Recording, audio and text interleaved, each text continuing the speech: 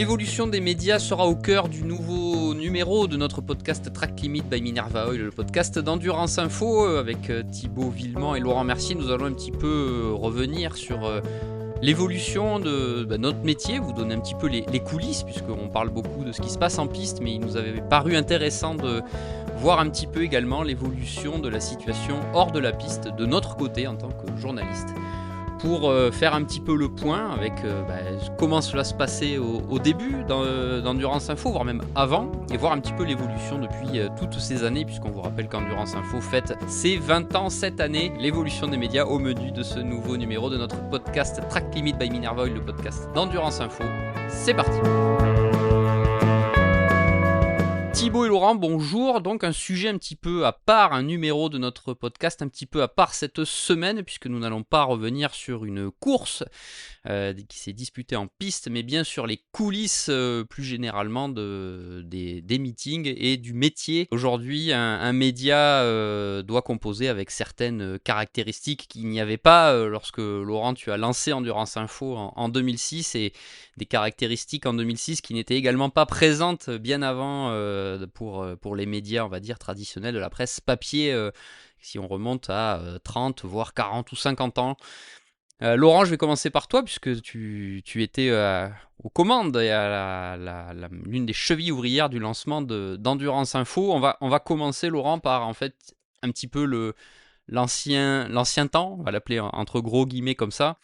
Quand on suivait le sport automobile il y a peut-être 30, 40 ans, Internet n'existait pas, il n'y avait pas de live comme on peut les avoir aujourd'hui, que ce soit des live timing ou des informations presque en direct, que ce soit sur les réseaux sociaux ou autres. Il y avait la presse papier, il y avait quelques retransmissions télé, et pour avoir les informations, c'était tout. Et notamment pour les fans, c'était très différent, Laurent.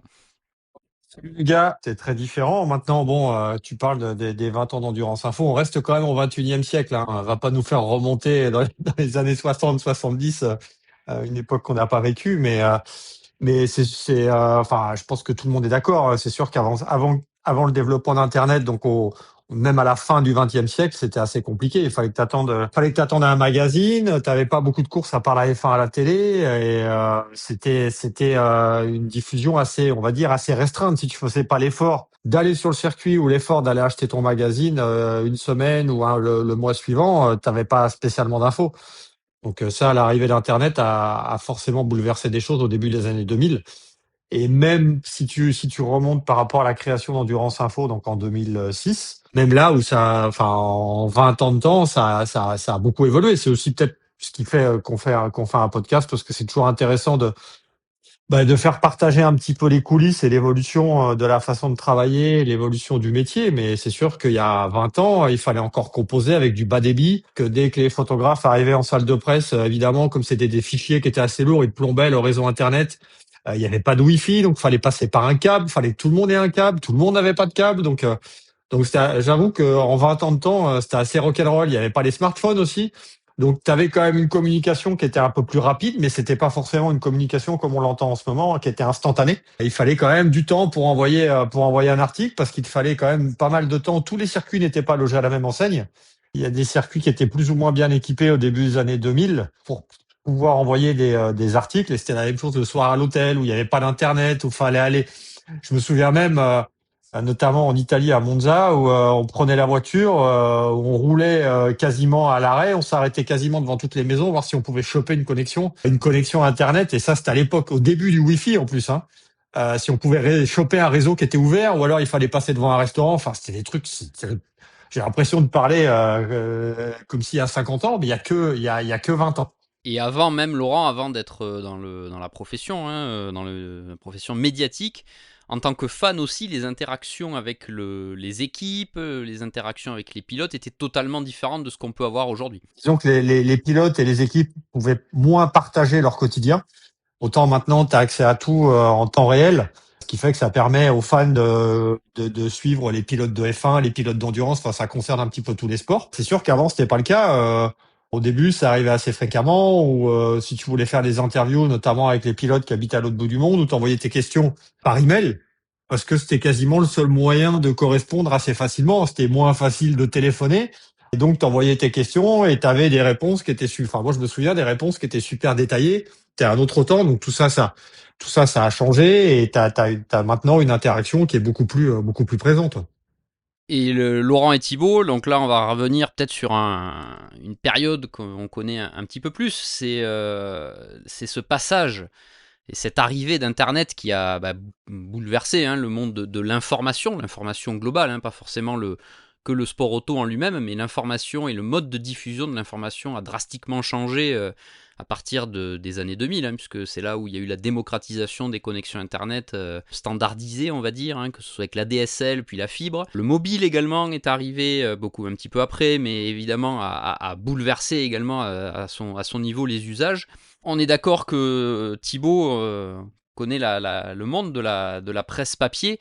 Cette arrivée d'Internet, elle coïncide aussi avec un moment compliqué pour la presse papier, la presse plus traditionnelle, puisque l'émergence un petit peu d'Internet, mais aussi des journaux gratuits, ça a contribué à cet écosystème que beaucoup ont considéré que toute l'information devait être gratuite. Bonjour à vous deux, bonjour à tous. C'est sûr que ça a été je ne sais pas si c'est considéré comme une des crises de la presse, mais l'Internet plus la presse gratuite, on pense à Métro, à 20 minutes, tout ça, qui d'ailleurs, on se posait la question, n'existe plus aujourd'hui. Ça, je crois que 20 minutes, c'était le dernier qui existait. Il est définitivement mort, on va dire, dans sa version papier depuis 2024. Donc c'est sûr que ça a entraîné forcément la chute de la presse papier. Il y a des pays comme l'Allemagne, je crois, qu'ils ont réussi à les interdire. Donc c'est pour ça qu'aujourd'hui, ils ont une presse papier qui est encore très forte, alors moins forte qu'il y a 20 ans, mais qui est encore très très forte par rapport à la France.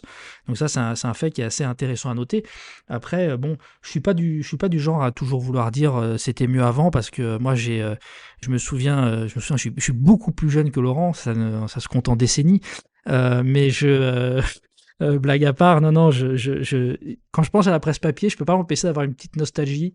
Je me souviendrai toujours du jour où j'ai découvert la V12 LMR de 99 dans Auto Hebdo, dans les pages du début, où en fait, j'arrive chez le libraire et je l'ouvre et je vois ce truc-là, je vois cette espèce d'ovni, et ça m'a absolument marqué.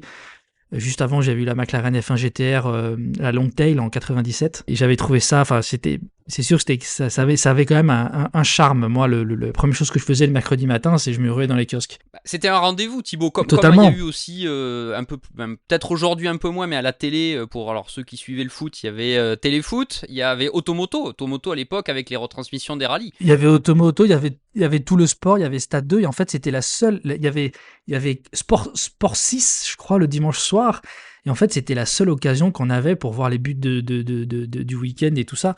Donc ça avait son charme. Après, moi, j'ai aussi adoré les premières années où j'étais sur Liberty Surf à regarder les secondes qui défilaient pour pas arriver dans la minute d'après, pour pas avoir à payer, savoir si j'avais, parce qu'à l'époque, j'étais sur le forum d'info course Endurance Info. Ah, c'était toi? Et c'était moi. Et en fait, je reconnais que ça a été super aussi. Cette transition a quand même été incroyable, et ça nous permet de vivre ce sport bien mieux que par le passé. Même si, encore une fois, voilà, j'ai cette petite entre guillemets nostalgie de découvrir les photos des nouvelles autos et tout ça dans les journaux. C'était quand même chouette.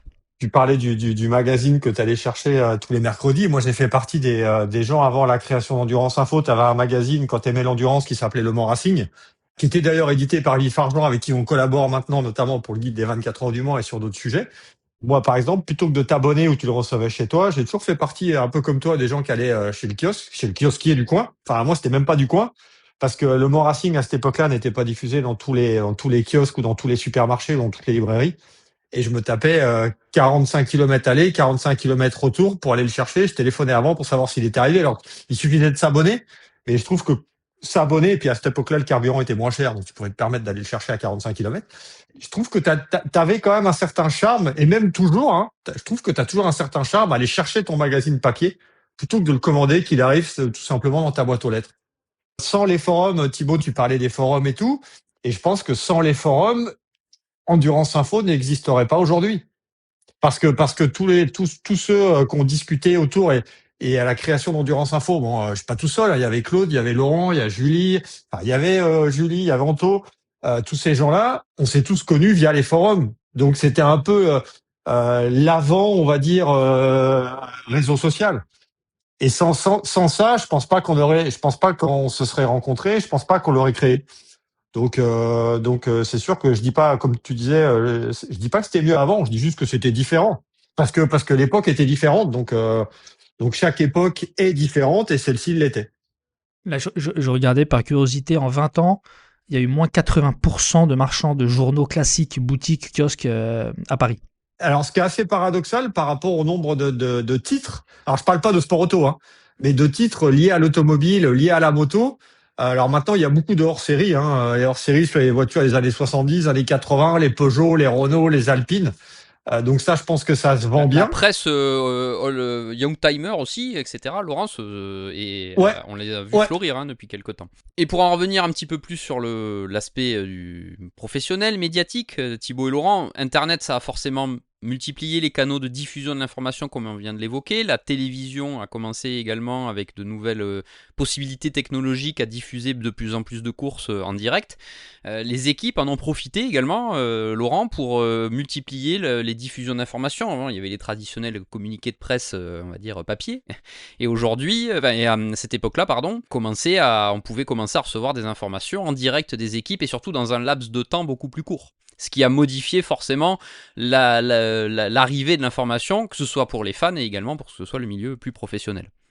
Et l'arrivée des chaînes satellites aussi, il fut un temps où tu avais une chaîne qui s'appelait Motors TV qui diffusait les 24 heures du monde et le posage jusqu'à l'arrivée où tu pouvais suivre. Alors moi je les ai toujours parce que je les ai gardés en DVD parce qu'en plus tu pouvais enregistrer, donc ce qui fait que tu les conservais. Moi, je suis assez grand collectionneur, donc évidemment je collectionne, enfin je garde un peu tout. Mais ça c'est clair que ça a aussi permis au public qui pouvait pas se rendre sur les circuits de suivre la course au plus près. Les caméras étaient mieux, les diffusions étaient mieux. Et le satellite a aussi bouleversé les choses, a aussi un peu ringardisé les chaînes terrestres, comme Internet a un peu, je vais pas dire ringardisé, mais un petit peu mis de côté la presse papier.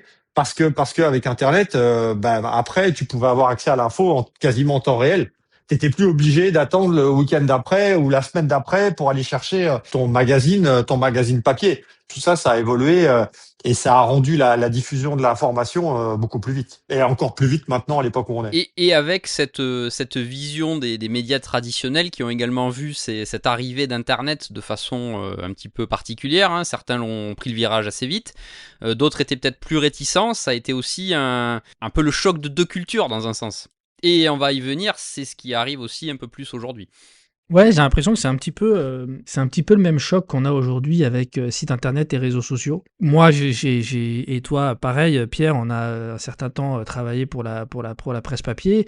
Et c'est vrai que quand tout le monde a vu ces sites internet débarquer, il y en a beaucoup qui ont. Alors, nous, on arrivait, c'était déjà bien établi, hein, mais je sais qu'il y en a beaucoup qui ont été réticents, qui ont pensé que notamment en lançant un site internet gratuit, ils allaient tuer leur propre magazine. Donc forcément, il y a eu un gros choc des cultures, il y a eu un choc générationnel, et aujourd'hui, on a un peu le même. Mais Endurance Info aujourd'hui est un média bien établi dans le paysage médiatique de l'endurance. Mais quand vous avez débarqué, par exemple, il y a quand même des médias print qui vous ont regardé avec les gros yeux. Une anecdote, on est au Mugello en 2006, donc l'année de création d'Endurance Info pour le FIAGT. Et on est au Mugello et je me souviens très bien parce que je pense qu'aussi bien pour vous comme pour moi, je pense que la personne référente en endurance s'appelle Jean-Marc Tessèdre. Et je me souviens très bien, on est au Mugello 2006, on est en salle de presse. Et je revois très bien la scène et je sais plus, on se retrouve à plusieurs à discuter et tout pour aller à une conférence de presse. Par contre, je me souviens plus de la teneur de la conférence de presse.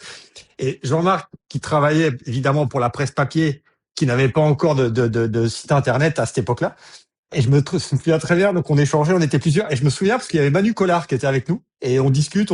Et je me souviens très bien de Jean-Marc qui dit, et là ça m'a mis un coup au moral, qui dit non mais depuis quand il faut croire ce qu'on lit sur Internet tout ce qu'on lit sur Internet, de toute façon, c'est pas vérifié.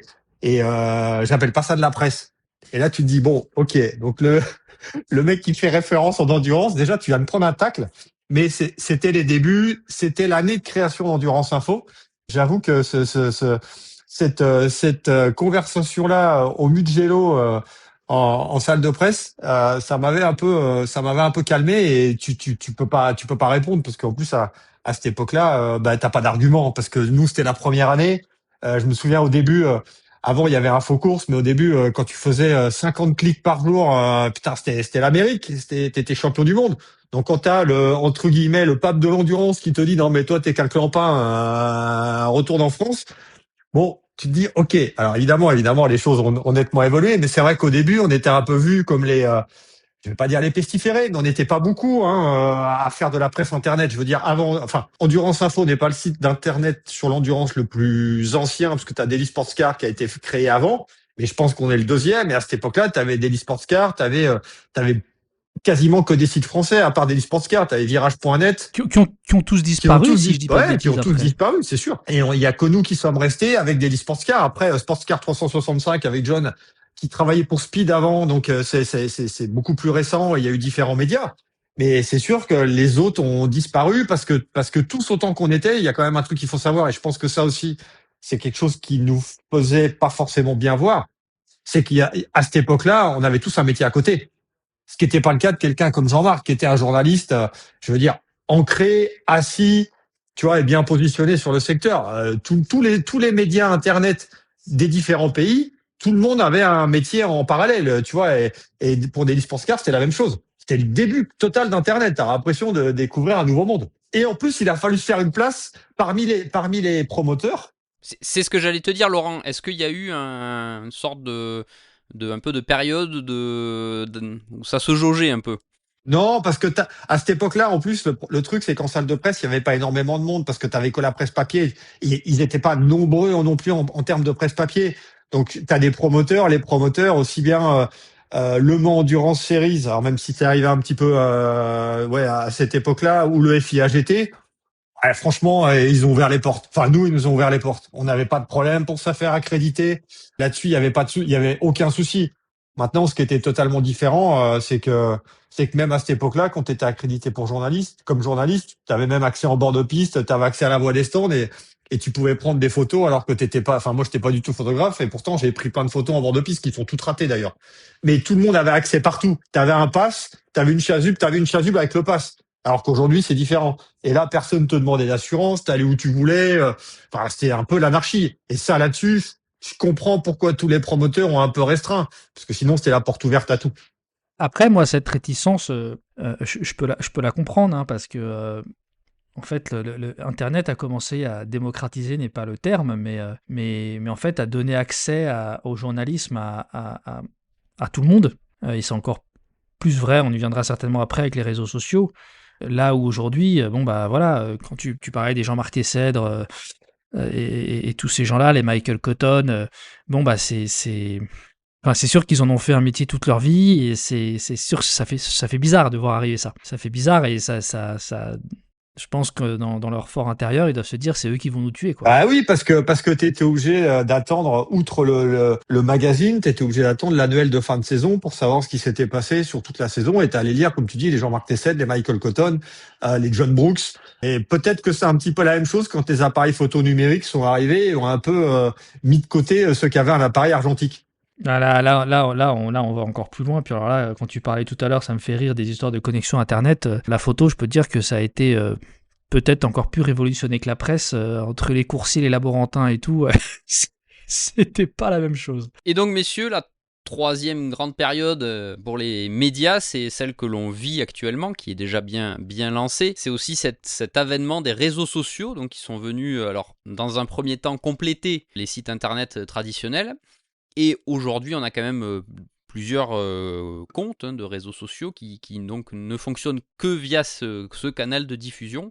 Et c'est là aussi où donc il y a quand même eu une certaine évolution du paysage médiatique, hein, avec de plus en plus de personnes qui diffusent de l'information autour des sujets, sport auto ou autre, hein, évidemment, ce n'est pas exclusif au sport auto, le football est également dans le même cas, tous les autres sports, et même l'information plus générale, politique ou économique. Et forcément, on en voit les conséquences, qu'elles soient positives ou négatives.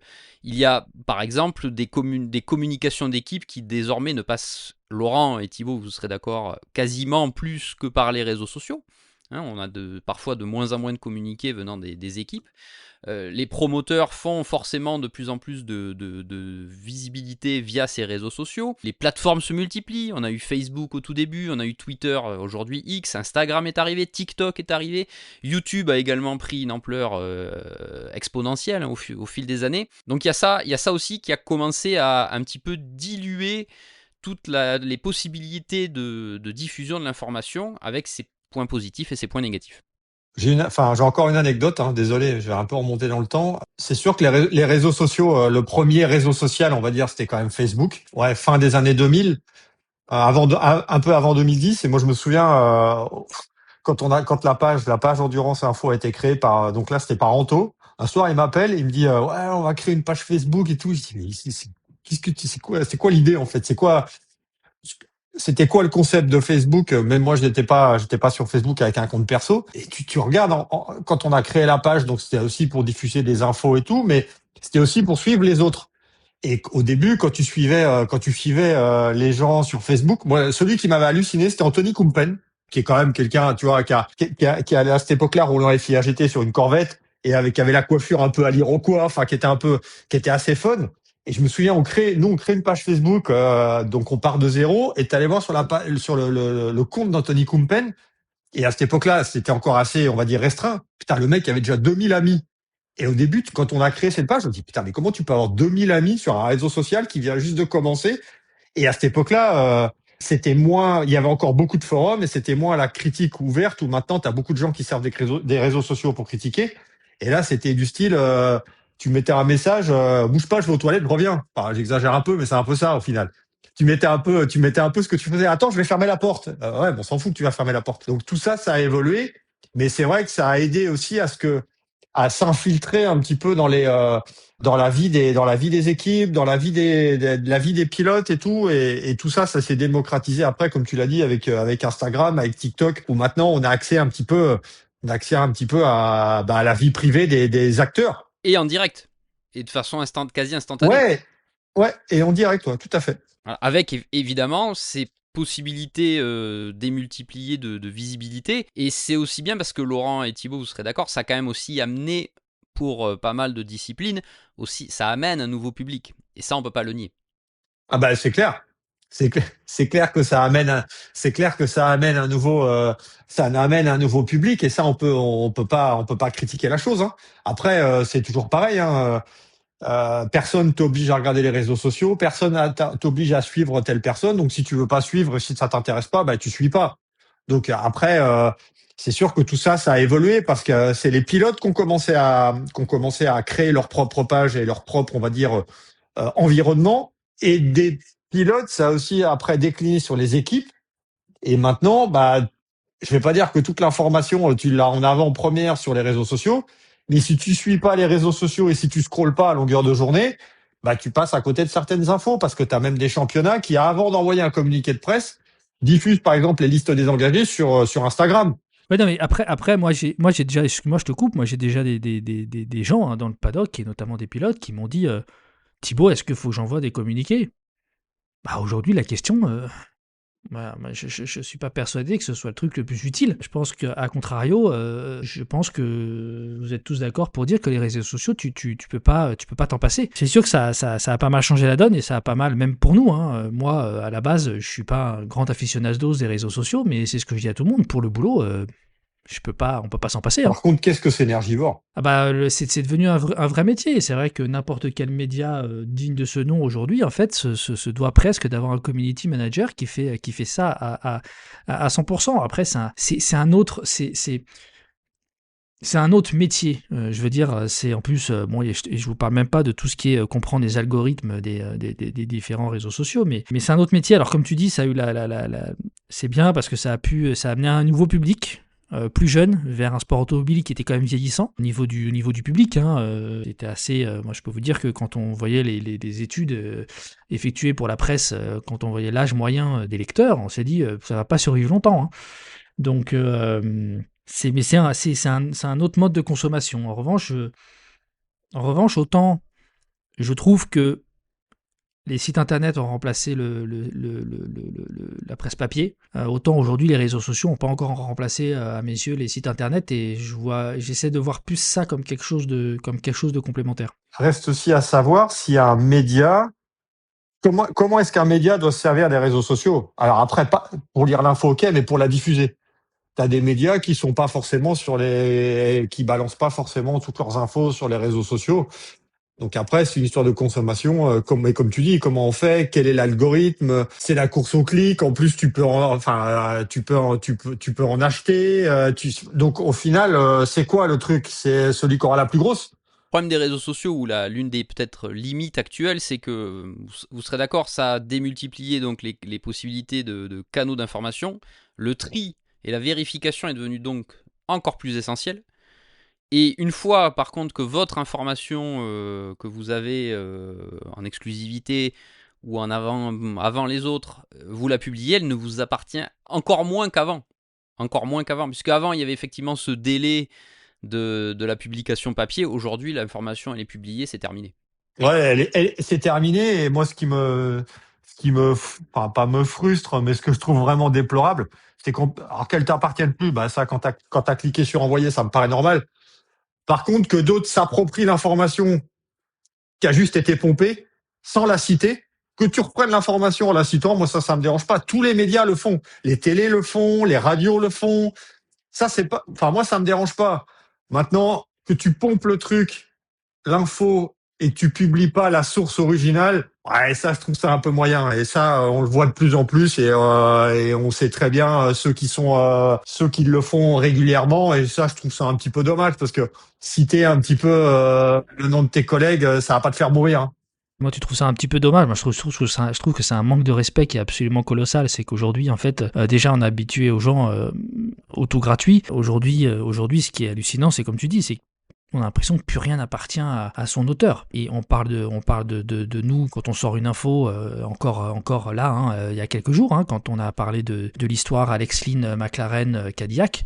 Il y a certains sites qui s'en sont donnés à cœur joie pour reprendre l'info sans jamais citer la source. Que je regrette profondément, c'est que même des gens qui sont dans le milieu depuis des années estiment que c'est normal, c'est totalement normal et que ça ne les choque pas. Moi, je me souviens quand on a publié les photos de DPPI qui avait dégoté les premières photos de la 499p lors de son roulage à Fiorano avec sa tenue camouflage, on s'est fait piquer les photos.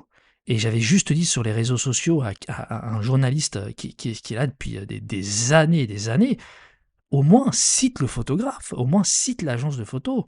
Et j'avais pris comme réponse, Thibaut, aujourd'hui, à l'heure des réseaux sociaux, les photos n'appartiennent plus à personne. Ah bah excusez-moi. Donc en fait, on fait comment pour les rémunérer, les photographes? Et ça, effectivement, aujourd'hui, c'est un extrêmement déplaisant. Et là, c'est encore peut-être plus flagrant pour les photos que pour les textes.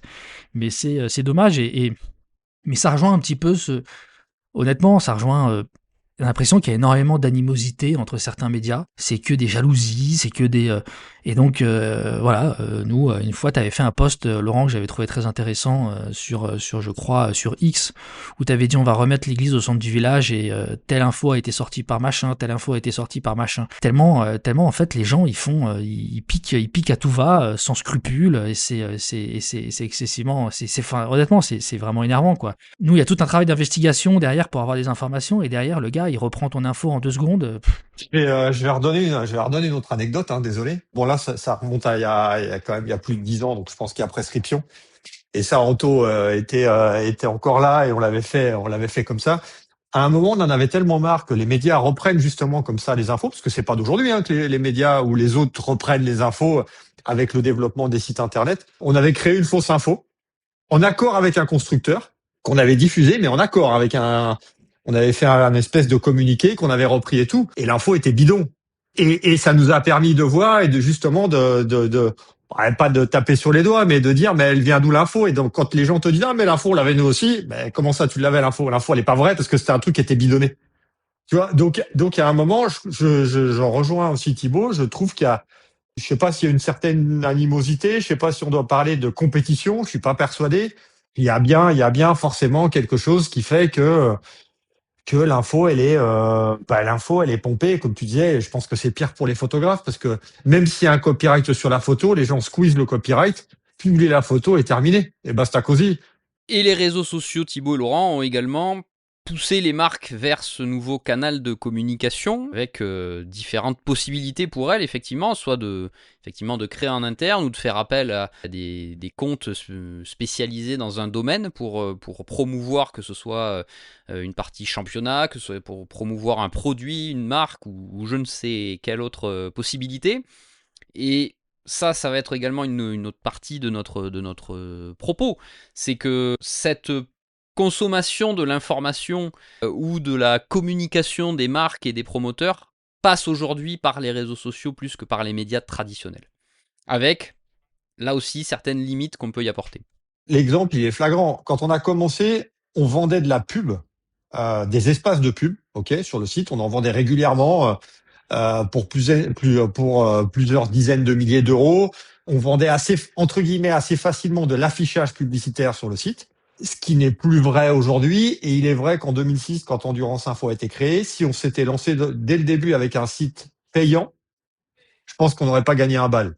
Et aujourd'hui, on n'existerait plus, Parce que, comme disait Thibaut en préambule, il y a eu une époque où tous les médias étaient gratuits. Là, il y a eu de l'info gratuite. Sauf qu'aujourd'hui, plus le temps passe, il y a de moins en moins d'affichage publicitaire parce que les annonceurs sont plus prêts à avoir des articles éditoriaux plus qu'à avoir une vulgaire page de pub ou un pop-up qui s'affiche sur le site. Et c'est pour ça que tu as beaucoup de sites qui passent par Google AdSense. C'est uniquement des pubs Google qui changent. Et ça rapporte, on va pas se mentir, ça rapporte que dalle. Donc à un moment, il faut trouver des sources de revenus. Et aujourd'hui, les abonnements à Endurance Info représentent à peu près un quart du budget du média sur une année. Et aujourd'hui, on peut pas passer à côté. Et c'est aussi un peu comme ça que tu contrôles un peu l'info quand tu diffuses quelque chose où tu donnes à... Oui, quand c'est du publi reportage ou des influenceurs qui aujourd'hui sont arrivés dans l'écosystème et qui donc forcément lorsqu'ils sont, ça peut être des invitations ou autres, ou des partenariats rémunérés avec les marques, forcément vont plutôt dans le sens de la marque. Oui, ça c'est sûr. Ça, c'est clair que ça va plutôt dans le sens de la marque. Mais si tu continues avec l'info, tu as aussi le traitement de l'information qui a aussi changé. Est-ce que tout le monde réfléchit? Est-ce que tout le monde va voir ce qui se passe? Je prends un exemple. C'est le traitement de l'information par rapport au titre de Dorian Pain en F1 Academy. Ce qui est très bien, elle a fait le tour des popotes parce que suite à un titre et tout. Mais les médias généralistes, à part le fait de dire que ça risque d'être la prochaine pilote française, la prochaine féminine en Formule 1, pour pas mal de médias quand écoutait les infos, c'était F1 Academy égale antichambre de la F1. Et personne n'est allé voir qu'il fallait une super licence, qu'il fallait passer par des différentes formules, généralement qui sont la F3 et la F2. Mais dans l'esprit des médias généralistes, alors attends, elle a gagné la F1 Academy. Donc dans F1 Academy, il y a F1, il y a Academy. Qui dit F1, qui dit Academy, dit la prochaine étape, c'est la F1. Et je trouve que c'est un poil réducteur et c'est pas forcément servir la cause que tu veux défendre. Donc faut éviter les raccourcis. C'est comme j'entendais l'autre jour à la radio, le fait d'un journaliste pourtant connu et réputé qui te dit que Max Verstappen vient de gagner les 24 heures du Nürburgring avant d'être disqualifié parce que sa voiture était pas conforme. Bah non, il n'a pas gagné les 24 heures du Nürburgring et c'est pas que sa voiture était pas conforme, c'est juste qu'il y a un train de pneus qui a utilisé, qui aurait pas dû être utilisé. Donc le problème, c'est aussi les raccourcis qu'on peut faire sans aller chercher vraiment l'info. J'ai l'impression que ça change aussi un petit peu. Je sais pas si les gens se sont habitués à ça avec je reviens à la presse gratuite, mais globalement, les 20 minutes métro, c'était quand même pas des articles qui étaient excessivement étayés, c'était une info brute. Aujourd'hui, des fois, j'ai l'impression que les gens, effectivement, se contentent de l'info brute. En tous les cas, la majorité. Donc, c'est un petit peu... voilà, c'est aussi peut-être un petit peu ce qui dessert ce genre de médias. Après, pour revenir sur la façon de communiquer des constructeurs, aujourd'hui... en fait, il y a eu une explosion des départements communication, en fait, des différents constructeurs. C'est-à-dire qu'aujourd'hui, c'est eux qui dirigent tout, vraiment. C'est-à-dire qu'aujourd'hui, notamment, on dit souvent qu'au sein d'un grand constructeur, le département motorsport, il est dirigé il est dirigé par le département communication, en fait, marketing et communication. Donc c'est vraiment ça qui guide. Le fait que tous ces outils de communication n'existaient pas il y a encore une vingtaine d'années fait que la seule source d'infos, c'était la presse. Et donc en fait, il y avait quand même une source il y avait une certaine objectivité. Aujourd'hui, les gens, ils vont consommer, l'info se consomme différemment et elle se consomme notamment via ces canaux officiels des constructeurs, des pilotes. Bon, vous verrez rarement quand même un constructeur mettre sur ses réseaux sociaux, ouais, génial, on a fait une course pourrie. Ils vont toujours essayer de trouver un moyen détourné d'expliquer le pourquoi du comment et trouver une excuse. Et c'est là où la presse reste encore excessivement importante. Tout ça, ça n'existait pas. Puis après, il y a cette espèce de culte du secret qui fait qu'aujourd'hui, par exemple, dans un communiqué de presse, honnêtement, 95% du temps, la raison de l'abandon d'une voiture, c'est un problème mécanique. Oui, merci. C'est un sport mécanique, donc bon, si c'est pas un accident, c'est certainement un souci mécanique. Mais maintenant, il faut surtout pas dire si ça touche à la boîte de vitesse, à l'échappement, au moteur, n'importe quoi. Il faut surtout pas le dire. Donc ça, c'est un truc qui est assez pénible et qui nous, mine de rien, rend le métier un petit peu plus compliqué parce qu'au final, pour trouver l'origine d'un souci, il faut gratter alors qu'en soi, enfin, on va pas se mentir, hein, ça change rien. L'image, le contrôle de l'image, hein, c'est ce que tu disais. Ouais, c'est le contrôle de l'image. Après, c'est pareil, moi, je me souviens des voitures qui arrivent bâchées des fois au Mans. Je crois que je me trompe. Il y a United Autosport, il y a quelques années, ils sont arrivés avec l'aileron de leur Oreca bâché. Oui, exactement, tout à fait. C'était magique, ça. C'était magique parce que tout le monde s'est posé des questions alors que cette voiture, tout le monde c'est l'a. la même pour tout le monde en plus. C'est la même pour tout le monde qui va pas mettre.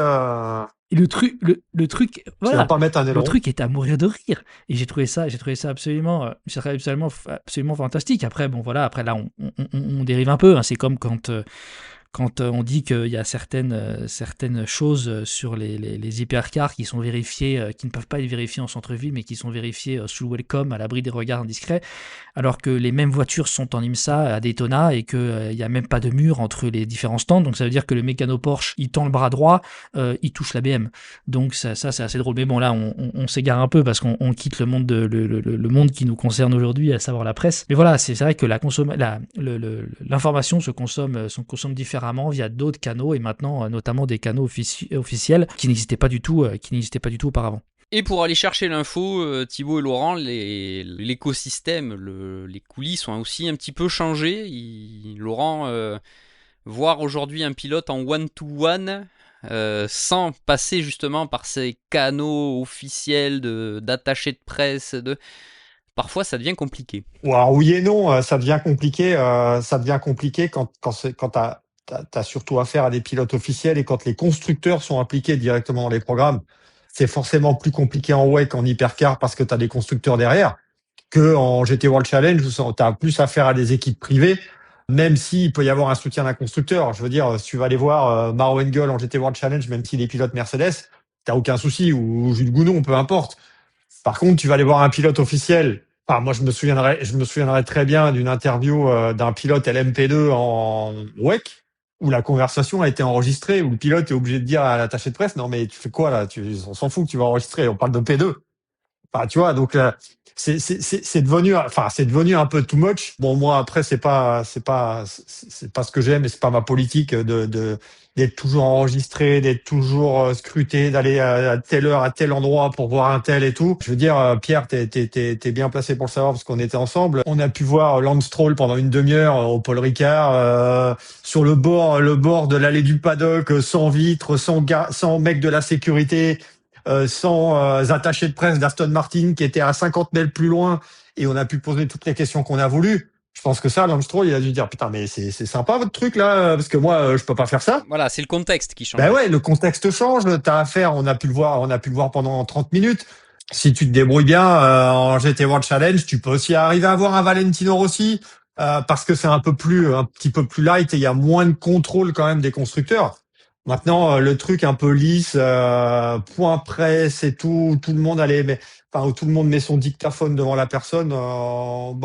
J'ai déjà dit, je le redis, moi perso, c'est pas ma cam, mais c'est pas ma façon de voir le journaliste. Qu'on le fasse très bien, mais qu'on puisse aussi voir un peu les gens pour avoir ses propres questions et avoir ses propres réponses. Ces tables rondes, elles ont le mérite d'exister. En endurance, c'est encore possible de voir les gens one-to-one. Là-dessus, on peut pas se plaindre par rapport à la F1 ou autre, la F1 particulièrement. Donc là-dessus, on a quand même un accès. On est quand même parmi les journalistes reconnus qui sont intégrés dans les points presse importants. Après, ces tables rondes en soi, elles seraient moins dérangeantes si tout le monde jouait le jeu. Moi, ce qui m'agace un petit peu dans ces tables rondes, c'est que y a beaucoup de journalistes qui débarquent, qui ne posent pas une seule question. Par contre, ils sont vachement plus rapides que vous pour les publier sur Internet. Et ça, c'est honnêtement rageant. Et je me souviens d'une interview que j'ai faite il y a quelques années où on m'avait dit, écoute, tu pourras pas voir la personne en question que je ne citerai pas en one-to-one, donc désolé, tu vas devoir te contenter de la table ronde. Il n'y a que moi qui parlais. Et au bout d'un moment, c'est mon interlocuteur qui a regardé les autres en disant, vous avez des questions ? Et en fait, qui a dit, non, parce que sinon, vous pouvez y aller, hein. Moi, je continue à parler avec Thibaut. Et finalement, il m'a dit, arrête de poser tes questions, on se voit après. Mais ne mâche pas le boulot de tout le monde.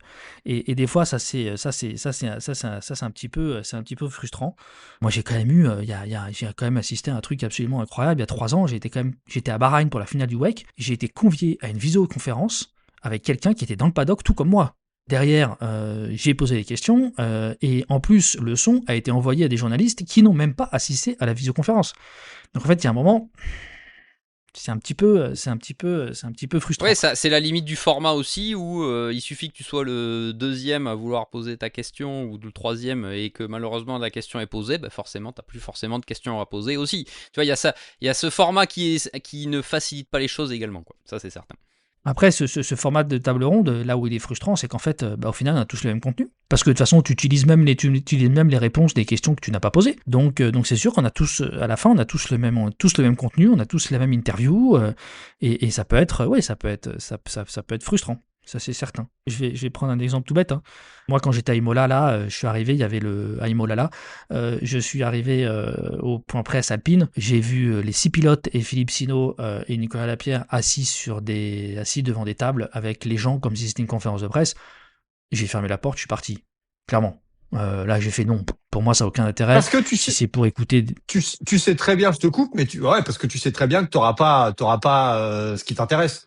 Ça va être du conformisme, Non, mais voilà. et tu vois, et du relationnel. Ça va être après, attention, on est une presse ultra spécialisé. spécialisée. Hein. Ouais, tout à fait. C'est sûr qu'on n'est pas, moi, la question de est-ce que tu es content si tu vas gagner, moi, je l'utilise pas, ça ne m'intéresse pas. Moi, je me souviendrai toujours de Romain Dumas quand il arrive en 2011 avec Audi et qui avait un petit peu pesté pendant le point presse Audi parce qu'il y a un moment, il s'était fait remonter les bretelles par l'attaché de presse d'Audi Sport.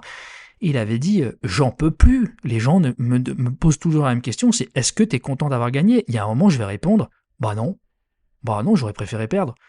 Donc c'est sûr que moi, ce genre de questions en conférence de presse et tout, moi j'ai ouvert la porte, j'ai vu cette conférence de presse, c'était pas un point presse où on pouvait parler aux pilotes.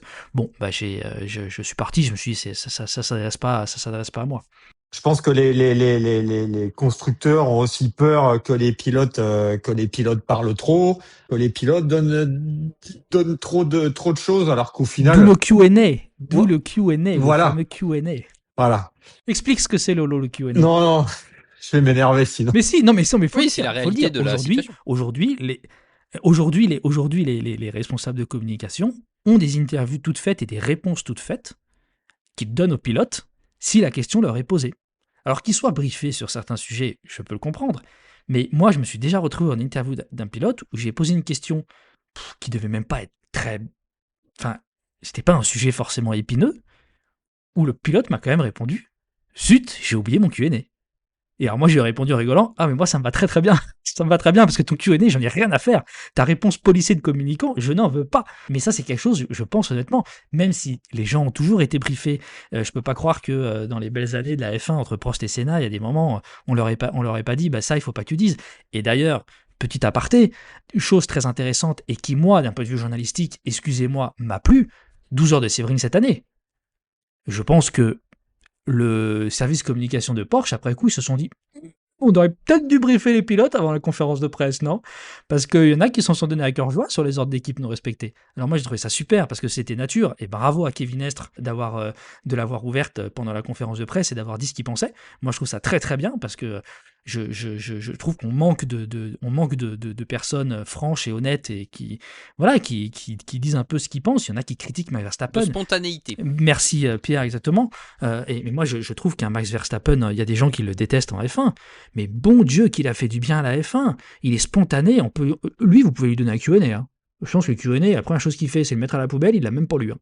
Donc voilà. Après, oui, il a cette certaine arrogance, il a ce certain franc-parler. Mais qu'est-ce que c'est bon, qu'est-ce que c'est rafraîchissant. Donc si c'est pour entendre tout le monde dire, même quand t'as perdu, oh bah c'est bien pour l'équipe, hein, c'est deuxième, c'est place, c'est une bonne, je suis content d'avoir terminé deuxième des 24 heures du Mans parce qu'on a marqué des points. Non merci. Ces Q&A existent. Ces Q&A, hélas, existent. Après, bon, tu parlais de Max Verstappen. Je sais pas si on peut cautionner son comportement au Japon, de prendre à partie un journaliste. Après, attention, il y a, je suis pas sûr, j'étais pas sur place et je connais pas le fin mot de l'histoire, mais bon, après, c'est peut-être un petit peu excessif. Je reviens juste, j'ai un tout petit retour en arrière avant de partir, avant d'aller sur ce sujet, et tu as raison, Laurent. Juste en dehors des Q&A, moi, il y a encore quelqu'un là aujourd'hui qui m'a demandé pour Spa d'envoyer mes questions avant des interviews. Non mais c'est quoi cette manie aussi? C'est quand même, il y a un moment, faut arrêter. Et puis honnêtement, c'est pas un champion du monde quoi. C'est pas non plus la star du paddock. Hein. Aujourd'hui, Lewis Hamilton ou Max Verstappen, vous leur demandez, vous demandez une interview, on vous demande pas d'envoyer les questions avant. Hein. Et en plus, on sait très bien que les trois quarts du temps, quand on fait ça, c'est pas la personne en question qui répond. Hein. On sait très bien que c'est son responsable com ou quoi. Faut se méfier un petit peu de tout ça. Et voilà, juste dans tous les cas, quand on a affaire à des pilotes honnêtes, francs, spontanés et des réponses spontanées, c'est toujours plus intéressant, c'est toujours plus vrai, tout simplement. Faut se méfier de ça parce que la communication à outrance, il y a un moment, on en perd toute notion de vérité, de spontanéité, donc c'est dommage.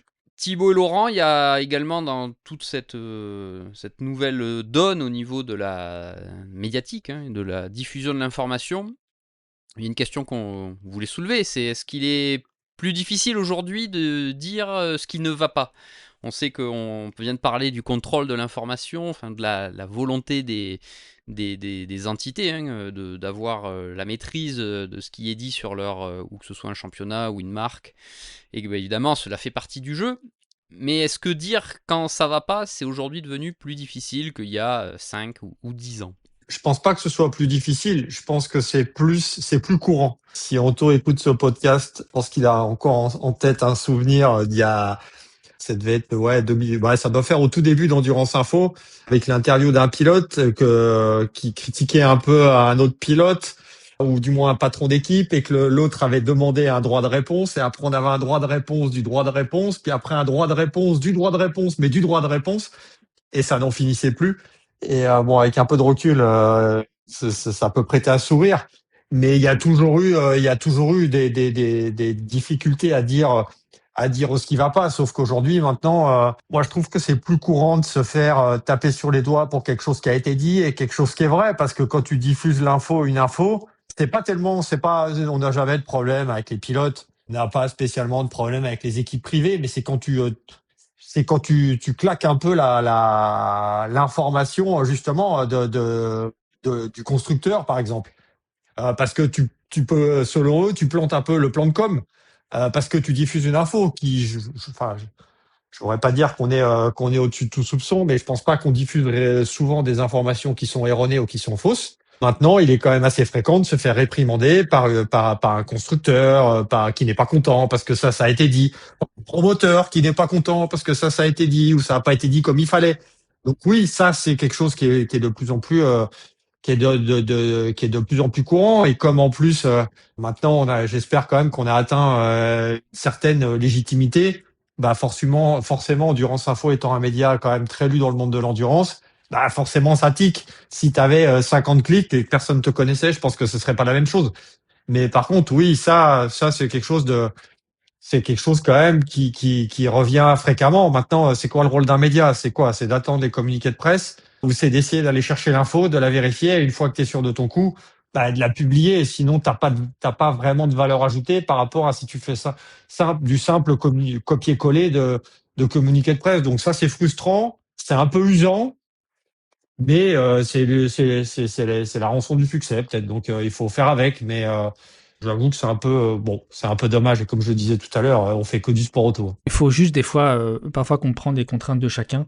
Et en fait, moi, j'aime travailler avec les concurrents, les attachés de presse qui comprennent les contraintes de la presse. Moi, je vous dis, moi, il y a des constructeurs, quand j'ai une info sur eux, je leur dis. Ils sont très conscients que nous, on n'est pas là pour attendre des communiqués de presse, comme tu disais, Laurent. Ils sont très conscients que notre boulot, c'est d'aller chercher l'information, c'est pas de recracher les communiqués de presse. Sinon, tous les sites feraient la même chose. Et alors, quel est notre intérêt d'exister? Et des fois, ils me disent, bah Thibaut, bah ouais, il y a pas de souci, c'est ton boulot, c'est très bien. Par contre, est-ce que tu peux juste attendre 4 jours parce que il faudrait qu'on mette un tel et un tel au courant. Et là, si tu le sors aujourd'hui, ça nous embête.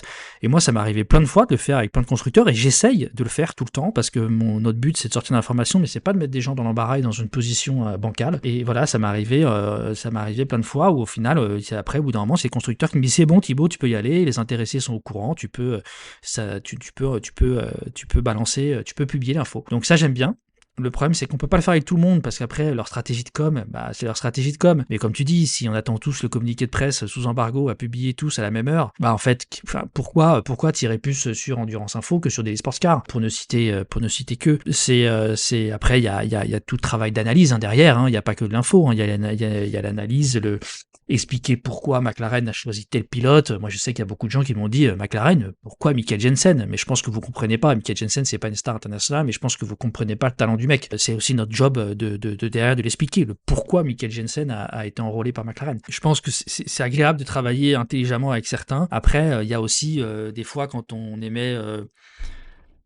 écrit des choses qui plaisent pas, mais sauf que des fois on peut pas non plus abonder toujours dans le sens des concurrents. Il y a des choix qui sont quand même critiquables. Moi je me souviens, j'avais eu des démêlés, allez, je vais le dire, avec Porsche en 2016, quand en fin 2016 ils décident de se séparer de Marc Libre et Romain Dumas, qui sont vainqueurs des 24 heures du Mans, champions du monde. On les sort de l'effectif. Et ce qu'on leur reprochait était à mes yeux injuste, et donc j'ai écrit un papier, et ça m'avait valu les foudres de Porsche. C'était pas aller bien loin, parce qu'au final j'avais fait aussi parler Andreas Seidel, qui était le team principal du Porsche LMP1 team. Mais bon, voilà, c'est sûr que ça leur avait pas plu. Après, on est aussi là pour dire la vérité, et quand il y a quelque chose qui va pas, quand il y a quelque chose qui fonctionne pas, c'est notre job de le dire, et c'est pas on fait pas forcément, on sait qu'on se fait pas forcément des copains, mais c'est notre job de le dire. Après voilà, juste pour revenir sur la chose, c'est quand un média balance des infos, publie des infos, moi j'aime bien que ça soit fait en bonne intelligence, et quand on peut le faire avec un service de communication, avec un constructeur qui comprend nos contraintes et qui comprend qu'on ne peut pas atteindre des communiqués de presse,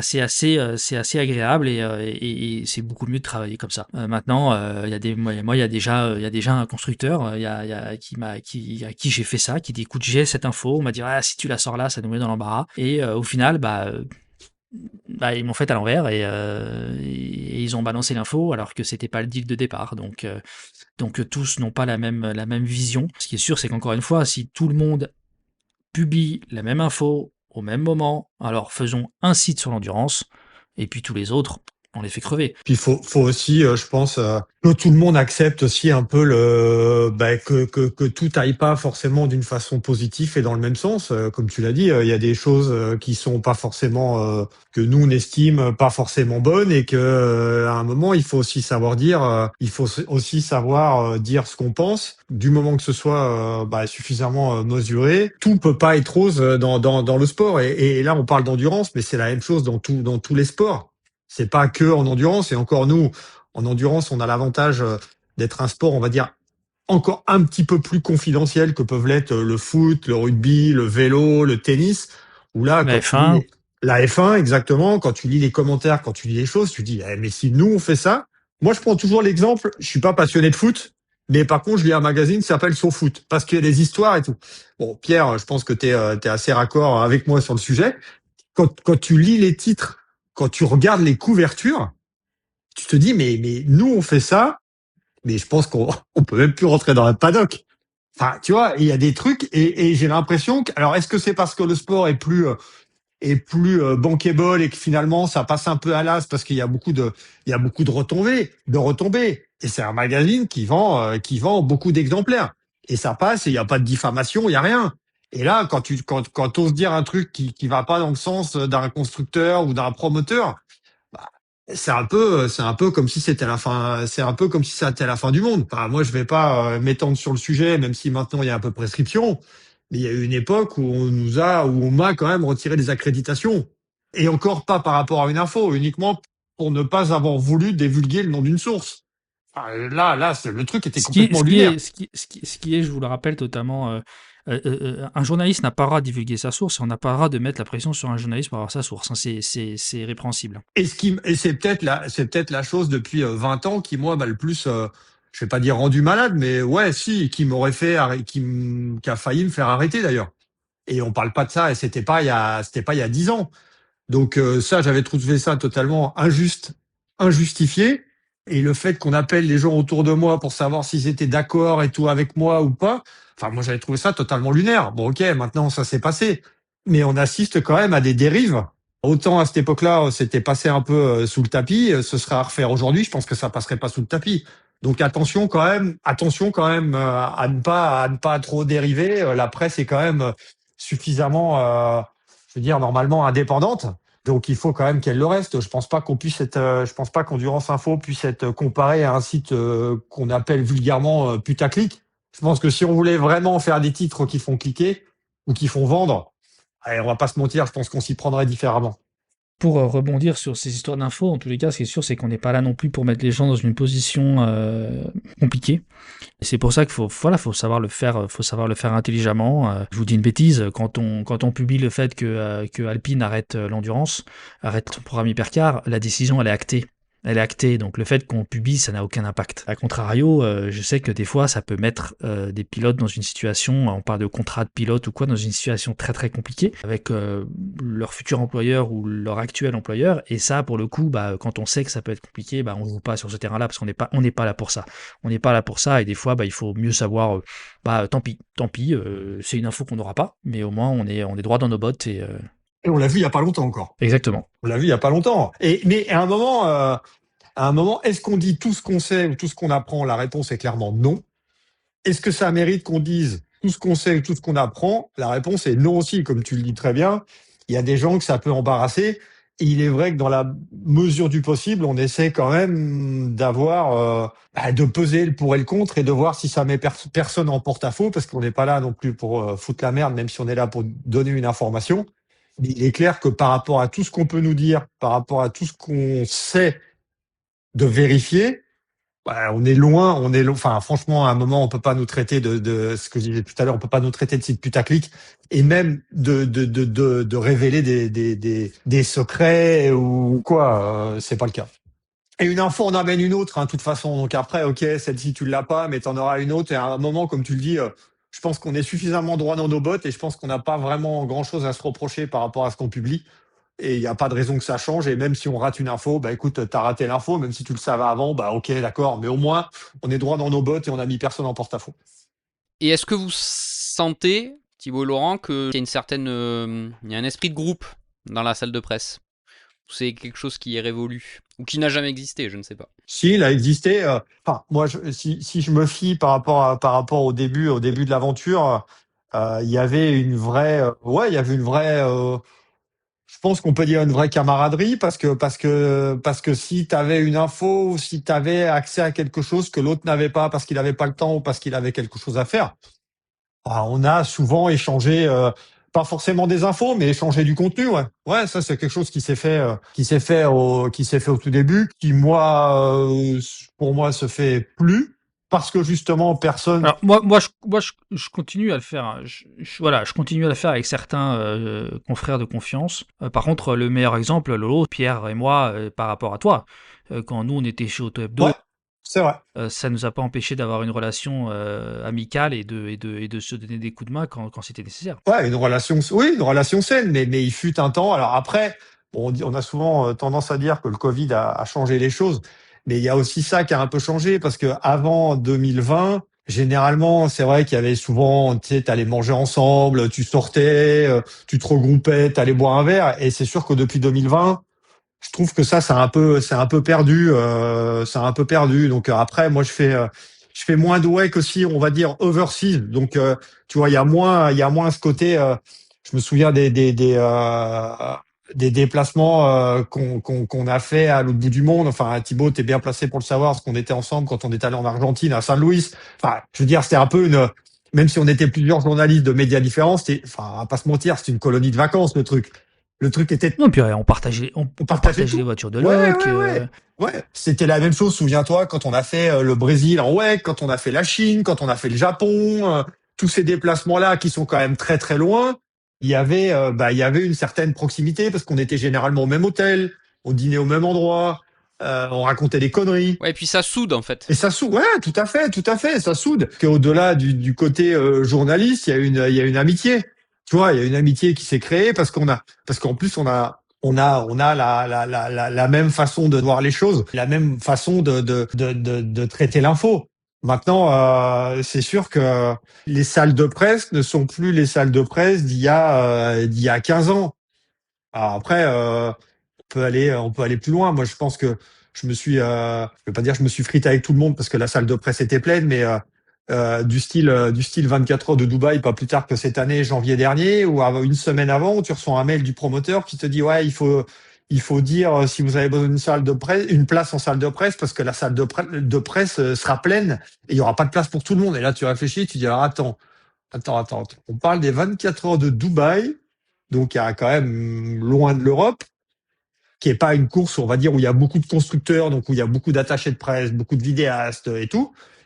Et pour bien connaître la salle de presse du Dubaï Autodrome, tu dis non, bah, vous rigolez ou quoi? C'est quoi l'histoire? T'es en train de me dire qu'il y aura ce sera complet.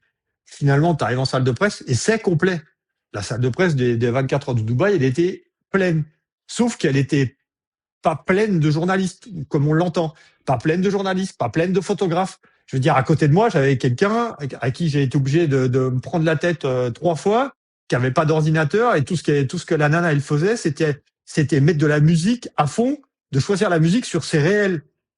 Et là, tu dis, mais qu'est-ce que tu fous là? C'est quoi ton histoire? Et derrière, t'avais un gars avec son ordinateur qui faisait une visio, qui avait un casque, et qui faisait une visio avec je sais pas qui, et qui racontait sa vie.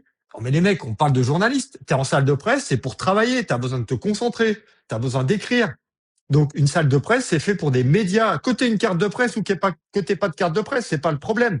Mais à un moment, c'est fait pour bosser. Et là, moi, j'ai vu une salle de presse avec des gens qu'on avait strictement rien à battre, qui se barrent, tu lèches la chaise de côté, donc tu es obligé de repousser toutes les chaises pour pouvoir sortir de ton allée. Et tu as un manque de respect, et tu es obligé de gueuler après tout le monde, parce que les gens, ils mettent leur musique, ils parlent au téléphone, les téléphones qui sonnent. T'as mais un minimum de respect, mais bon, à la limite, tu me diras, tu prends le train, c'est la même chose. Tu vas au resto, c'est la même chose. C'est un peu le reflet de la vie de la société actuelle. Tu as un manque de respect crucial par rapport à tout ça. Et là, c'était le cas. Après, le niveau de la population de la salle de presse, c'est sûr que moi, ça m'est arrivé plusieurs fois de me retrouver en salle de presse et la personne à côté de moi ne venait que pour se reposer. Il venait une fois de temps en temps, il faisait une petite sieste et il repartait. Contrairement à une initiative que moi je tiens à saluer par rapport à ce que fait l'ACO, notamment au Mans, avec des visites groupées de gens qui sont encadrés, au moins où on fait voir le travail des journalistes, où ils passent de salle en salle pour regarder un petit peu ce qui se fait. Et ça, par contre, c'est quelque chose de très bien. Et de là à avoir plein de gens, des gamins en salle de presse et tout au moment du départ, tu te dis, mais ils viennent d'où? C'est quoi l'histoire là? Et du coup, Laurent, on parle de cette présence dans les salles de presse, hein, les media centers. Il faut quand même remettre en avant une chose, et je pense que vous serez d'accord avec moi, c'est l'importance d'être sur place. Parce que ça, c'est aussi une évolution du métier. Il y a du fait notamment, c'est ce qu'on évoquait en début de podcast, les canaux de diffusion sont multiples, donc on a accès à l'information facilement. Les constructeurs sont aussi, ont leur propre façon de diffuser, que ce soit des sons, des communiqués, des informations.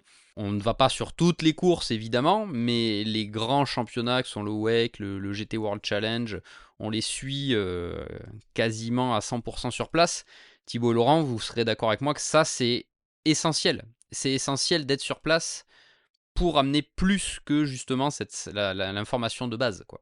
Ça, il faut le mentionner. Parce que comme disait Thibaut tout à l'heure, c'est sûr que si tu vas sur place, en plus, on va pas se mentir, au fil des ans, tu as quand même des amitiés qui se créent avec les acteurs, avec les pilotes, avec les team managers, même avec les attachés de presse, avec certains attachés de presse. Et c'est sûr que c'est là où tu vas apprendre des choses, où tu vas discuter avec un ingé, tu vas discuter avec un mécano. Et pas forcément pour publier quelque chose, mais déjà, il y a des fois où tu arrives à te dire, ah, attends, ça, on m'a filé ça et tu vas essayer de gratter un peu. Et c'est sûr que si t'es pas sur place, c'est plus compliqué. Mais oui, parce que t'as quand même des amitiés, t'as quand même des équipes qui ouvrent quand même, où c'est assez facile de travailler, où c'est assez facile d'aller. Et oui, c'est là où tu récupères un maximum d'infos, et pas forcément pour publier dans la foulée, hein, mais pour gratter un peu, pour publier un peu plus tard, pour avoir un petit peu un son de cloche sur ce qui se passe, ou ce qui va se passer, ou qu'est-ce que tu peux dire, qu'est-ce que tu peux ne pas dire. Donc ça, c'est un vrai avantage. Donc c'est sûr que si tu es chez toi, même si les constructeurs ouvrent des canaux de diffusion, notamment avec sur WhatsApp où tu as des déclats et tout, comme disait Thibaut à juste titre tout à l'heure, si jamais tu as une voiture qui a un problème, tu dis mais c'est quoi le problème? Un problème technique. Ah ouais, super. Si tu te tapes 5000 km pour savoir que la caisse elle a eu un problème technique, autant rester à la maison. Mais c'est sûr que si t'es pas sur place, par contre, parce que tu ne peux pas forcément être sur place, surtout quand tu as des courses qui sont overseas, parce que c'est des déplacements qui coûtent cher. Maintenant, c'est plus facile de suivre une course à distance avec des infos parce que tu as de plus en plus de canaux disponibles pour essayer de suivre l'info, et tu peux aussi envoyer des messages. Mais pour récupérer de l'info pure et dure, Oui, et quand même beaucoup d'équipes ou de constructeurs jouent le jeu pour ça. Il faut le ouais, reconnaître mais aussi. il faut le reconnaître. Mais tout à fait, c'est sûr qu'il faut le reconnaître. Là-dessus, il n'y a pas de, il y a pas de, il y a pas de problème à avoir. Et quand tu vois enfin, je veux dire, moi, je suis bien placé pour le savoir, pour être consultant, pour faire les commentaires en GT World Challenge Europe. Je veux dire, SRO a quand même une chaîne gratuite pour suivre le GT World Challenge Europe Sprint Endurance en anglais, en français, en italien, en allemand, gratuitement. Et si tu vas au CrowdStrike 24 heures de Spa, en plus, fin juin, tu as aussi d'autres langues qui viennent se rajouter avec le néerlandais, il y a eu le japonais, il y a eu le portugais. Enfin, tu vois, donc tout ça fait que tu as quand même de plus en plus de plateformes pour suivre les courses même en direct intégralement. Et même que tu sois fan, si tu es chez toi, que tu sois simple fan d'endurance ou journaliste, tu peux suivre les courses de la même façon, à part que tu as quand même les infos en tant que journaliste, des canaux, on va dire, officiels. Et c'est plus facile parce que maintenant, on connaît beaucoup de gens, donc c'est facile d'envoyer un SMS, d'envoyer un WhatsApp, de dire, ah tiens, mais là, c'est quoi, ou qu'est-ce qui va se passer, ou qu'est-ce qui s'est passé. C'est un petit peu plus facile que ça l'était dans le passé. Et souviens-toi, au Mans, il y a eu, jusqu'à une certaine période, un tableau récapitulatif des abandons, hein, qui n'est plus là aujourd'hui. Et ça, c'était quand même bien. On a eu ça au 24 heures de Spa aussi, au tout début où moi j'y étais, au 24 heures de Spa, c'est la même chose. Et Alors, c'est c'est sûr que ce revenu sur les tableau-là, écrans. Souviens-toi, l'an dernier, oui, c'est revenu ouais. sur les écrans. Au Mans, je me souviens, c'était un vrai plus d'avoir, t'allais voir et tout, et t'avais toutes les infos en temps et en heure, et même à l'époque, à une époque actuelle d'internet où tout va vite. Bon après, moi, je reste un fervent défenseur du papier, et ça c'est la même chose. Alors, je comprends les plans RSA et tout, mais avant, t'allais en salle de presse, tu récupérais des dossiers de presse, après les dossiers de presse ont disparu, tu récupérais des CD-ROM. Après les CD-ROM ont disparu, tu récupérais les clés USB. Et maintenant, t'as plus rien. Les dossiers de presse et compagnie. Enfin, moi, j'en ai encore évidemment plusieurs milliers parce que des fois, si je cherche un truc, tu vas chercher. Alors, faut le retrouver. Bon, parce que ça prend un peu de place. Mais c'était une mine d'or et moi, je trouvais ça génial. Alors après, évidemment, la situation fait que c'est compliqué de mettre toujours plein de papiers en salle de presse. Hein, ça, je peux le comprendre. Mais moi, je suis un peu nostalgique de tout ce manque de papier à prendre et surtout à conserver. Messieurs, on a fait un sérieux tour de l'environnement et de la situation aujourd'hui des médias, de la façon de travailler même, pour aller un peu plus dans le propos. On a abordé les différentes évolutions, révolutions qui ont jalonné les dernières années. Il y en a une qui arrive, qui elle débute, qui pourrait même être très rapide, c'est l'intelligence artificielle, la fameuse IA. Vous en avez sans doute entendu parler avec les différents modèles que peuvent être, on va pas citer une seule marque, on va en citer plein, comme ça on fera pas de pub, entre ChatGPT, Mistral, Claude et autres Gemini et Copilot. Comment vous voyez cette situation? On sait que pour le coup la technologie évolue très vite. Pour l'instant l'IA ne remplacera pas le journaliste sur le terrain. Le journaliste terrain restera sur le terrain pour le moment, on espère. Comment vous voyez un petit peu cette évolution à venir? Ah, c'est flippant. C'est flippant parce que déjà aujourd'hui, moi, ce qui m'a permis de me faire ma place dans le journalisme, alors c'est évidemment ma connaissance du sport automobile, mais c'est aussi le niveau de français. Bah aujourd'hui, tout le monde parle français. Merci l'IA. Et honnêtement, j'ai envie de dire à certains... Oui, merci l'IA, parce que sans l'IA, le français a quand même beaucoup diminué. Hein, Ouais. le niveau. Aujourd'hui, c'est un outil qui existe, il faut faire avec. Maintenant, c'est sûr que ça va... comme tu dis, aujourd'hui, est-ce que tu fais confiance à l'avis d'une IA sur l'analyse d'une course ? Perso, je m'y risquerais pas. En tous les cas, tu peux écrire un texte complètement bidon, mal écrit en français, et tu le pèses dans la moulinette de l'IA et tu lui demandes de te réécrire le texte avec le style de Baudelaire et il te le fait. Donc ça fait peur. Ça fait peur parce que déjà que avec les réseaux sociaux, tout le monde s'est mué en sélectionneur de l'équipe de France ou en journaliste. Et je peux vous dire que nous, on se fait sacrément insulter quand les gens sont pas d'accord avec nous. Ce sont nous les ignares. Il y a 60 millions de sélectionneurs en France. Voilà. Mais là, en plus, avec l'IA, là, ils vont tous penser qu'ils peuvent écrire, qu'ils vont tous se prendre pour Vincent Duluc. Hein. C'est marrant que tu parles de Vincent Duluc, parce que je suis justement en train de lire en ce moment le roman de l'équipe, où justement Vincent Duluc rappelle le travail des journalistes depuis la création de l'équipe. Donc ça remonte quand même évidemment au siècle dernier, bien loin dans le temps, et la façon de travailler, les petites anecdotes du travail des journalistes avec les sportifs. Et c'est là justement où tu vois quand même une nette évolution, et ça rejoint un petit peu le podcast qu'on fait là pour l'accès aux gens, la façon de diffuser l'info, le fait d'être un peu réprimandé quand tu dis quelque chose qui fâche. Donc voilà, donc c'était le petit aparté avec Vincent Duluc. Et par contre, l'IA aujourd'hui, pas spécialement calé avec les dernières nouvelles technologies, mais ça va pas chercher l'info. Non, c'est pour ça que je te disais que sur le plan... Ça va juste pour l'instant, ça va le fait d'être sur le terrain donne encore un avantage. Après, je pense qu'aujourd'hui, une IA bien calibrée, si c'est juste à partir d'un communiqué de presse et réécrire quelque chose de factuel, oui, elle peut le faire, sans problème. Sans problème. Mais après, une analyse, comme disait Thibaut, une analyse, si tu te bases sur des chiffres, si tu te bases aussi sur le ressenti des gens que tu vois dans le paddock, et donc là où l'IA n'a pas accès, puisqu'évidemment, après, il y a aussi cet avantage-là d'être sur le terrain. C'est que selon les relations que chacun a avec les acteurs du paddock, tu peux aussi avoir des ressentis différents. Ouais, il y a aussi le développement de l'IA. Alors moi, je suis pas fan de ce genre de choses, mais tu as aussi le développement de l'IA au niveau photo.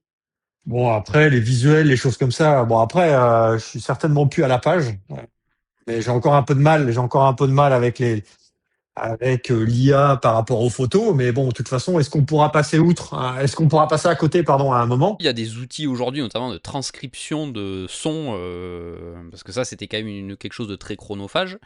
Aujourd'hui, vous mettez le son brut dans une IA ou dans un logiciel spécifique où l'intelligence artificielle a été intégrée, et c'est vrai qu'il sort le transcript quasi instantanément. Je te prends l'exemple. Alors, je l'ai pas fait avec IA parce que j'avais rien pour enregistrer à ce moment-là. Mais tu vas l'année dernière, moi je me souviens à Monza, en GT World Challenge Europe, où il y a une conférence de presse avec tous les pilotes italiens. Donc pour les journalistes italiens, moi je pipe pas un mot d'italien à part espresso, gelato et pizza. Tu vois. Et à un moment, j'étais un peu paumé. Et en plus, c'était au moment du départ d'Andrea Bertolini, qui est quand même une référence et qui a quand même un fort passé dans le championnat. Et quand t'es là, t'écoutes et tu te retrouves un peu comme un con parce que tu comprends pas grand-chose. Donc l'avantage est qu'après Andrea Bertolini a pu faire un truc en anglais, mais comme t'avais que des pilotes italiens, t'avais tous les pilotes italiens en face, là tu dis oh là. Alors que c'est vrai que comme tu dis, si t'as un outil pour enregistrer et qu'après tu peux retranscrire le son, ben ça t'aide à comprendre ce qui a été dit. Et ça, par contre, c'est sûr que ça c'est un avantage indéniable. Hein. Les choses ont évolué aussi par rapport à ça. Et il y a aussi un truc qui pour moi a évolué pendant près de 20 ans. Moi, j'ai tout le temps écrit. J'ai jamais enregistré une interview, j'ai jamais enregistré un son. pendant presque 20 ans, parce qu'il y a très peu de temps que je le fais. Et moi, maintenant, j'enregistre un truc maintenant plus par sécurité. Même si j'ai pas eu de problème par rapport aux publications, on m'a jamais appelé pour me dire ah mais non mais là c'était pas du tout ce que j'ai dit. Quand tu vois l'époque actuelle, maintenant je préfère plutôt prévenir que guérir. Et maintenant j'enregistre pour garder un son. Et après je me dis t'as des sons de pilote et tout, ce sera peut-être sympa de les réécouter dans 15 ans, dans 20 ans et tout. Quand tu les gardes, je gardais bien les euh, les vidéos qui étaient faites ou ce qui passe à la télé. Je me dis, je vais garder les sons je sais pas, c'est un peu la suite du papier, même s'il y a toujours du papier, mais maintenant j'enregistre aussi. Laurent Thibault, on a fait un grand tour un petit peu de la situation des médias aujourd'hui. On est un peu revenu en arrière sur l'évolution de cette profession, avec les plus et les moins des différentes révolutions qui ont jalonné ces dernières années. On espère que ce podcast un peu plus coulisses vous aura plu. On reviendra prochainement sur des podcasts plus actualités avec les différentes courses qui vont jalonner les prochaines semaines, qui vont rapidement nous rapprocher, Thibault Laurent, des grandes courses de 24 heures, puisque les 24 heures de Nürburgring arriveront dans une quinzaine de jours, suivis évidemment des 24 heures du Mans et des 24 heures de Spa d'ici la fin du mois de juin. Merci en tous les cas à vous deux pour ce nouveau numéro de Track Limit by Minerva Oil, le podcast d'Endurance Info, et on se donne rapidement rendez-vous pour un prochain numéro. Ciao tout le monde. Ciao.